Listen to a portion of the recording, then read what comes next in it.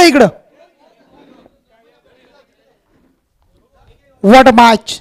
अफलातून 4 मध्ये नक्कीच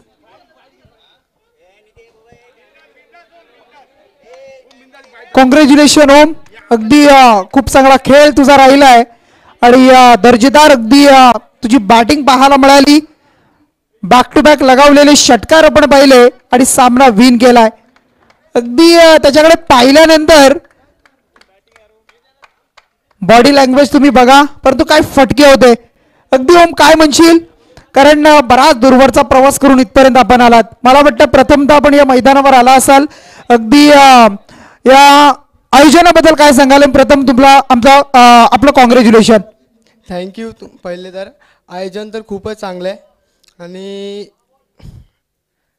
आणि आम्ही पहिल्यांदाच आलो खेळायला. आणि मग ज्या वेळेला टीम अडचणीमध्ये होती, बॅकफुटला थोडीशी गेली होती, शेवटच्या मुवमेंटला अगदी 4 चेंडू आणि मग शेवटच्या षटकामध्ये भिंगारी संघ फ्रंट फुटला होता, तुम्ही मागे गेला होतात. काय विचार होता, कारण बरेचसे खेळाडू गेले तर मला ऐकायला मिळालं 8व्या क्रमांकावर आपण आला होतात आणि असं असताना मग की 8व्या क्रमांकाचा खेळाडू येतोय, 4 चेंडूमध्ये 4 षटकार मारतोय, आपल्या संघाला विन करतोय आणि मग याबद्दल काय सांगते. एकंदरीत मनामध्ये तुझ्या काय होतं की सामना जिंकू शकतो की अजून काही असेल. पहिले तर मला वाटलं होतं मला बॅटिंग येईल. प्रणित दादाने मला सांगितलं का जा ओम तू मार, आणि नंतर तिकडे गेला सुद्धी काकावरून बोलले ओम तुझ्या मनासारखं खेळ, काय प्रेशरमध्ये घेऊ नको, सिंगल तू मार. तर तो फ्री माइंडनी खेळलो मी आणि मग मारले षटकार. नक्कीच. आणि काय सांगशील, बाकी खेळाडू सुद्धा आहेत, बरेच लिजंड खेळाडू सुद्धा आहेत. अगदी टीमचा सपोर्ट कशा पद्धतीचा असतो, काय सांगशील.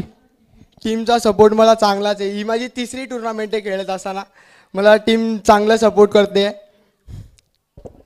हे होते अगदी ओम शेलार. वेल प्लेड आणि congratulation. Man of the match, 1 second man of the match. अगदी आपण पाहताय पहिली हॅट्रिक षटकारांची आपण पाहिली ओम शेलारच्या माध्यमातून. वेल प्लेड. त्यानंतर आमचे गौरवजी पाटील आणि सचिनजी शेलार पाटील.